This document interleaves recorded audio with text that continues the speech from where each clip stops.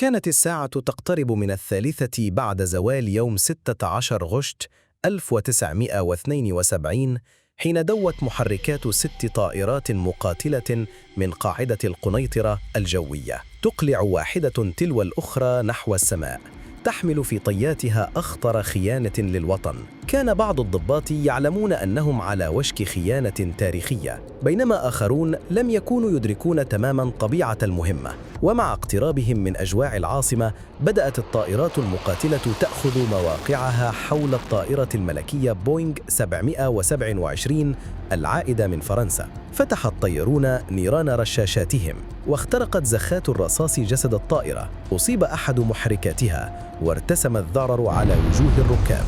بدت النهاية وشيكة، لكن قائد الطائرة الملكية تحكم فيها ببراعة وسط الأعطاب والخطر، ووجهها بشجاعة نحو مطار الرباط سلا. لحظة ملامسة العجلات للمدرج بدت معجزة، تنفس الجميع بعدها الصعداء. الملك نجا. أما مدبر الانقلاب محمد أو فقير الذي كان ينتظر خبر سقوط الطائرة ليعلن انتصاره، فقد صدم حين ظهر الملك الحسن الثاني حياً بين رجاله في المطار. في لحظات انهارت المؤامرة التي حيكت بعناية، وسقطت معها كل أحلام الانقلاب. لكن كيف تحولت هذه المؤامرة الخطيرة إلى فشل ذريع؟ وكيف ساهمت حنكة الملك في إحباط أخطر محاولة انقلابية في تاريخ المملكة؟ لم يخطر ببال الحسن الثاني الذي خرج لتوه من جراح محاولة انقلاب الصخيرات عام 1971 أن أقرب رجاله وأكثرهم نفوذاً الجنرال محمد أو فقير سيحمل خنجراً في غمد الولاء. الجنرال محمد أو فقير، والذي يوصف بالجنرال الدموي، رجل الغموض والتكهنات والتوقعات. منذ أن دخل المشهد المغربي وهو رجل الملفات السرية والدموية المغرقة بالقسوة والعنف. شخصية مثيرة للجدل، لديه هوس بحب السيطرة والتحكم وتوزيع الأوامر. تتميز شخصيته بالفوقية والقسوة وحب التسلط. كان يعتبر من أقوى الشخصيات العسكرية المحيطة بالحسن الثاني، والحائزة على ثقته واليد الضاربة له ضد التمردات الداخلية. ارتبط اسمه في عهد الملك الحسن الثاني بما يسمى في المغرب بسنوات الرصاص، التي تميزت بتشديد القبضة الأمنية على الحياة العامة وقمع المعارضين. تولى أو فقير منصب المدير العام للأمن الوطني في يوليو سنة 1960، ثم شغل منصب وزير الداخلية في سنة 1964. وبعد محاولة الانقلاب الأولى التي هزت علاقة القصر الملكي بالنظام العسكري لأول مرة، عين الجنرال أو فقير ليتولى مهام وزير الدفاع سنة 1971، واحتفظ بنفس المنصب إلى غاية وفاته. بدأ أو فقير يطمح إلى توسيع سلطته على حساب الملك، وبدأت فكرة الوصول إلى العرش عبر الانقلاب العسكري تتشكل في ذهنه. لم يكن أو فقير مجرد رجل عسكري تقليدي، بل شخصية طموحة جدا، يرى نفسه الأقدر على قيادة البلاد، ويعتقد أن الوقت قد حان لاستغلال نفوذه داخل الجيش لتنفيذ خطته الجريئة. من أجل ذلك ازداد اهتمام الجنرال محمد أو فقير بأوضاع الضباط داخل قاعدة القنيطرة الجوية حتى يضمن ولاءهم له. وقد حرص الجنرال شخصياً على الاستماع لمشاكل وطلبات الطيارين التي كانت تتدفق عليه كلما حل بالقاعدة الجوية، كالزيادة في الأجر وبناء مسجد داخل القواعد العسكرية وطلب الترقية في سلم الجيش. وكان أول خطواته هو استدعاء الكولونيل محمد أمقران قائد قاعدة القنيطرة الجوية. دخل أمقران مكتب أو فقير قبل أن يبدأ الجنرال تحقيقه الحاد. هل أنت متورط في العملية الانقلابية؟ لا سيدي. ثم تابع أو فقير: وما طبيعة علاقتك بالجنرال المذبوح؟ أجاب أمقران ببرود محسوب: كان يأتي إلى القاعدة للعب الجولف، وبحكم أننا من الريف كان يدعوني لمرافقته أحيانا. تلك كل القصة، لا أكثر ولا أقل. لكن أمقران لم يكتفي بالنفي، بل ألقى بجملة قلبت الطاولة وأدهشت الجنرال: اعلم يا سيدي الجنرال، لو أردت القيام بانقلاب لفعلت ذلك بنفسي، فأنا أملك أسرع الطائرات وأمهر الطيارين وأحدث الأسلحة. لحظة صمت ثقيل خيمت على المكتب. أو فقير الذي اعتاد سماع الانصياع لا التحدي فوجئ بجرأة الرجل. ثم فجأة قال له بصوت بدا فيه مزيج من المكر والاطمئنان: اطمئن يا أمقران، إنها فقط وشايات من بعض الطيارين الذين يحسدونك على منصبك. هكذا في لحظة مشحونة بالتهديد والوعود تحول الكولونيل أمقران من متهم محتمل إلى ذراع أساسي للجنرال، وكان هذا بداية الانزلاق نحو لعبة الانقلاب. نتيجة ذلك توالت زيارات الجنرال أفقير للقاعدة الجوية بطريقة غير رسمية، كما كان يلتقي بأمقران مرات عديدة في منزله. كان أمقران يعاني من وعكات صحية مستمرة أثارت قلق أفقير بين الفينة والأخرى، إذ نقل إلى فرنسا، ما جعل الكوماندو أقويرا يتكلف بجميع المهام في غضون غيابه، لكنه بقي على تواصل دائم معه عبر الهاتف. وبالعودة إلى تفاصيل مرض أمقران، فقد عولج في نهاية دجنبر من 1971 بالمستشفى العسكري بالرباط، لكن تفاقم حالته الصحية استدعى من أفقير نقله بشكل مستعجل إلى فرنسا على متن طائرة القصر، قبل أن يعود بعدها الكولونيل أمقران للقاعدة الجوية في فبراير من 1972. في بداية أبريل تعرض أمقران لوعكة صحية جديدة استدعت نقله إلى المستشفى المدني ابن سينا، حيث بدأت صحته تتدهور كثيرا، حيث نقل على الفور إلى فرنسا مرة أخرى، فإذا بالخبر الصادم يتسرب إليه: أنت مصاب بالقصور الكلوي. في تلك اللحظة انقلب كل شيء. الرجل الذي كان يخشى النهاية صار يرى الموت قريبا يطرق بابه بلا هوادة. لم يعد لديه ما يخسره. أمام هذا المصير القاسي بدا الانقلاب خيارا وحيدا، أو ربما آخر مغامرة في حياة لم يبقى منها سوى القليل. وبعد فترة وجيزة من عودة أمقران إلى المغرب، تقرر تعيين أمقران مساعد قائد القوات الجوية، في حين أسندت مهمة تدبير شؤون القاعدة الجوية بالقنيطرة إلى الكوموندو أغويرا، الذي صار شريكا في الانقلاب العسكري. لتبدأ بعدها تمفصلات الإعداد لمحاولة الانقلاب التي أطلق عليها عملية البراق F5. وهكذا في صمت الليل واجتماعات الظل تشكلت النواة الصلبة: الجنرال محمد أفقير والكولونيل محمد أمقران والكوموندو أغويرا. منذ تلك اللحظة لم تعد قاعدة القنيطرة مجرد قاعدة جوية، بل تحولت إلى قلب المؤامرة النابض، حيث كل إقلاع قد يكون بداية النهاية. فكانت البداية من 26 يوليوز من 1972، حيث كان يرتقب سفر الملك إلى فرنسا جواً، ما دفع أمقران إلى تسليح 4 طائرات بالقنابل والصواريخ والرشاشات ستتوجه إلى مطار طنجة. مهمتها اعتراض طائرة الملك في الجو أثناء توجهه إلى فرنسا، وإسقاطها قبل أن تغادر الأجواء المغربية.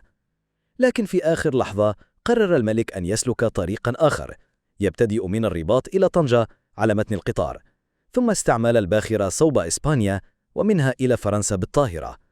ويمكن تفسير هذا التغيير المفاجئ في البرنامج الملكي بأن الحسن الثاني قد توجس من أمر ما يحاك ضده، ففضل خلط الأوراق على المتآمرين المحتملين. وبعد أن دامت إقامة الملك بفرنسا 20 يوماً، أعلن بعدها عن عودته للمغرب في 16 غشت. عاد الملك وشقيقه الأمير عبد الله والجنرال أحمد الدليمي وآخرين على متن طائرة بوينغ 747، وقد عين محمد القباج لقيادة هذه الطائرة. كان القباج من الرعيل الأول لضباط الجيش الملكي في سلاح الجو المغربي، ثم أصبح طياراً مدنياً في شركة الخطوط الملكية المغربية بعد قبول طلب إعفائه من الخدمة العسكرية. وبينما كانت الطائرة تقترب من الأجواء المغربية، انطلقت 6 طائرات مقاتلة من قاعدة القنيطرة الجوية، انقسمت إلى مجموعتين. 3 من هذه الطائرات كانت مسلحة بالكامل، يرأسها الكوموندو أغويرا، أما ال3 الأخرى فلم تكن مزودة بالذخيرة. بينما كان الكولونيل مقران يوجه العمليات في مدرج القنيطرة، وذلك بسبب مرضه الذي كان مانعاً من صعوده إحدى الطائرات ومباشرة العملية من الجو. وبمجرد دخول الطائرة الملكية الأجواء المغربية تم اعتراضها، إذ حاول أغويرا أن يطلق عليها النار، لكن المفاجأة الكبرى أن مدفعه تعطل. كان صوته يسمع على الراديو وهو يشتم آلته التي خذلته. ليتكلف الطياران الآخران بالمهمة، حيث قاما بإطلاق 300 قذيفة على محركات البوينغ الثلاث، فتمت إصابة محركين، وبقي الآخر الذي كان عاملاً أساسياً في إنقاذ الطائرة وهبوطها إلى المطار. وفجأة سمع ذوي انفجار تحت الطائرة، تلاها هجوم عنيف على مؤخرة الطائرة، لأن أفقير كان يعلم بأن الحسن الثاني اعتاد خلال رحلاته الجوية الجلوس في ذلك المكان، ولكن الملك وحاشيته غادروا ذلك الموضع فور بدء الهجوم. وأمام قصف الطائرة بقذائف من عيار 20 ملم وعلى علو 7 كيلومترات من الأرض، حاول القباج المراوغة بالطائرة المدنية دون جدوى، حيث استطاعت الرصاصات الإضرار بالطائرة وخرقها بالثقوب، وتفجير محركين تسببت في اندلاع دخان كثيف. عندها أعطى الملك تعليماته لقائد الطائرة محمد القباش قائلاً: لقد مات كل من كان في الطائرة، والملك مصاب بجروح خطيرة، فأوقفوا الهجوم واتركوني في حال سبيلي. وفي محاولة أخيرة قام أكويرا بتنفيذ عملية انتحارية قاصداً طائرة الحسن الثاني، حيث هاجم الطائرة الملكية، لكنه أفلتها، ما أجبره على النزول بالمظلة. حلق القباج بالطائرة الملكية المحترقة على علو منخفض فوق أرضية قاعدة القنيطرة الجوية، محاولاً جعل الانقلابيين يعتقدون بهبوطه في القنيطرة، في حين تابع تحليقه إلى مطار الرباط سلا. وبعد 20 دقيقة استطاع الهبوط بطائرة بالغة الإصابة وسط سحب من الدخان في مطار الرباط دون انفجارها، ما اعتبر ذلك معجزة عظيمة في عالم الطيران. وبعد أن هبطت الطائرة بسلام، اتجه الملك الحسن الثاني نحو غرفة الزوار في المطار بخطوات واثقة، وكأن ما حدث في الجو لم يترك أثراً في أعصابه الفولاذية، حيث كان في انتظاره الحرس والوزراء مصطفين بصرامة، وشخصيات كبرى من رجال الدولة يحيونه بوجوه متوترة تحاول إخفاء ما يختلجها من رعب. صافح الملك هذا وذاك، ثم جلس لبعض الوقت يصدر تعليماته كعادته بنبرة القائد الذي لا تهزه العواصف، حيث أمر بإحضار الضابط الذي قام بالنزول بالمظلة، وما هي إلا ساعات حتى أحضر إليه ليعترف أمامه بأن أفقير هو صاحب الانقلاب. فجأة ودون بهرجة انسحب بهدوء، لم يتجه إلى موكبه الرسمي المعتاد، بل أمر بانطلاق الموكب دونه لتضليل الانقلابيين وتمويههم، بينما ركب سيارة صغيرة أعدت مسبقاً وانطلق نحو قصر الصخيرات. في تلك الأثناء كان المتمردون يعتقدون أن الملك انطلق مع الموكب الرسمي، فوجهوا مدفعيتهم الثقيلة نحو الموكب لتنهال القذائف على المكان. لكن الملك لم يكن هناك، كان قد غادر بالفعل، يبتعد عن جحيم الانفجارات في خطوة غير متوقعة أفشلت خطة المهاجمين وأبقت على رأس الدولة سالماً وسط فوضى دامية.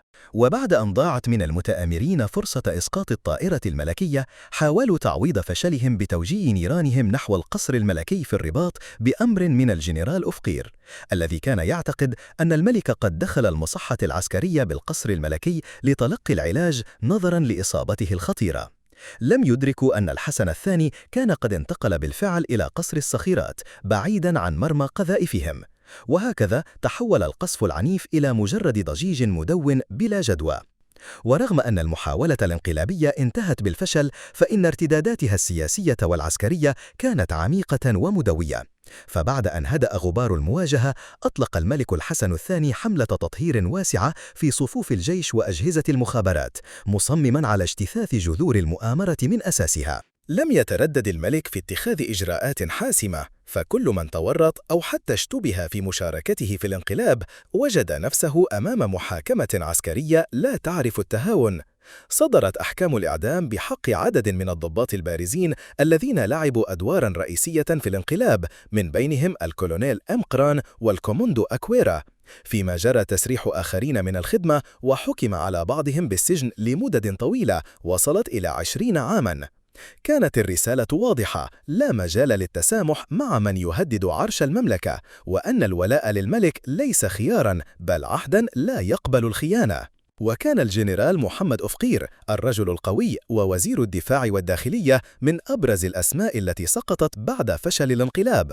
لقي حتفه في ظروف غامضة نسجت حولها الأساطير وكثرت فيها الروايات. ووفق ما ترويه زوجته فاطمة في مذكراتها حدائق الملك، فإن أفقير توجه مباشرة بعد الانقلاب صوب القصر الملكي في منتصف الليل، وكان يعرف أنه ذاهب إلى موت محتم ليواجه خصومه بجرأة وكبرياء، إذ وجد أحمد الدليمي مدير الأمن الوطني والذراع اليمنى لأفقير، وقام بمصاحبته إلى قاعة فيها الحسن الثاني وعبد الحفيظ العلوي مدير المراسم ووزير القصر الملكي، وريمون ساسيا الحارس الشخصي للملك، ليتم رميه ب5 رصاصات على جسده. وتذكر زوجته في مذكراتها: لقد أطلقوا عليه الرصاصة الأولى في الكبد، الثانية في الرئتين، الثالثة في البطن، الرابعة في الظهر، الخامسة في العنق، وهي الضربة القاضية، وهو ما أكده التشريح الطبي. في المقابل، جاء في البيان الرسمي للوفاة أنه انتحر بعد منتصف الليل في ساعات الصباح الأولى من 17 غشت. وفي اليوم الموالي توجه الملك الحسن الثاني بخطاب إلى ضباط الجيش أعلن فيه مسؤولية أفقير عن الانقلاب. وفي مساء اليوم التالي تم نقل زوجته وأولاده ال6 إلى السجن ليقضوا فيه 19 عاما، حتى هربوا منه بطريقة درامية عام 1991 وفروا إلى باريس. ومهما تعددت الأقاويل، فإن المؤكد أن وفاة أفقير كان خطوة حاسمة لترسيخ سلطة الملك وإزالة أكبر تهديد محتمل لعرشه. جاء فشل الانقلاب ليعزز مكانة الحسن الثاني ويمنحه نفوذا مطلقا بصفته القائد الأعلى للقوات المسلحة، وليفتح الباب أمام حملة أمنية واسعة أعادت هيكلة الجيش وأجهزة الاستخبارات على أسس الولاء المطلق. أحكم الملك قبضته على مفاصل الدولة وأدار الحكم بقبضة من حديد، فاستقر النظام الملكي وأصبح عرشه أكثر مناعة من أي وقت مضى. لقد تركت محاولة انقلاب 16 غشت 1972 بصمتها العميقة على المشهد السياسي المغربي لعقود تالية. فبعد فشل الخطة التي قادها الجنرال محمد أفقير، دخلت البلاد مرحلة جديدة اتسمت بقبضة أمنية مشددة وبروز صورة الملك الحسن الثاني كزعيم لا يتزعزع، قادر على السيطرة على الجيش والأجهزة الأمنية بصرامة وحزم. ورغم أن الانقلاب انتهى بالفشل، إلا أن آثاره كانت بعيدة المدى، فقد عزز من سلطة الحسن الثاني السياسية والعسكرية، وأثبت قدرته على مواجهة أخطر التحديات الداخلية. كان العالم والشعب المغربي أمام ملك تعرض لمحاولة اغتيال لم يشهد لها مثيل في تاريخ الانقلابات على مر العصور، ومع ذلك فقد خرج أكثر تمسكاً بالسلطة وأشد تصميماً على حماية عرشه. وقد ظل اللغز المحير في هذا الانقلاب هو الموقف الغريب للملك، فبعد أن تم إبلاغه أكثر من مرة بأن أفقير يعد للانقلاب عسكري، لم يتحرك الحسن الثاني ولم يقم ببحث عميق ولم يبعث بلجان مراقبة وتفتيش ولم يتخذ الاحتياطات الضرورية الأمنية منها والعسكرية. فماذا أصاب الحسن الثاني وهو المعروف بذكائه وسرعة ردود فعله وقدرته على الحسم السريع؟